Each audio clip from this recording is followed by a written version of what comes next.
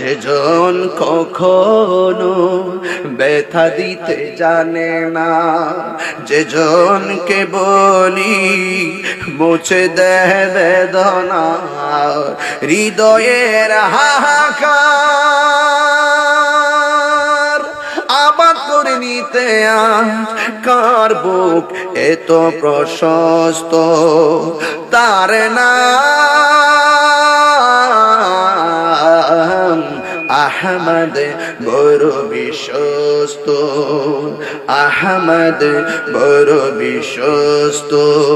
সে কোন বন্ধু বলো বেশি বিশ্বস্ত, কার কাছে মন খুলে দেয়া যায়, কার কাছে সব কথা বলা যায়, হওয়া যায় বেশি অসুস্থ।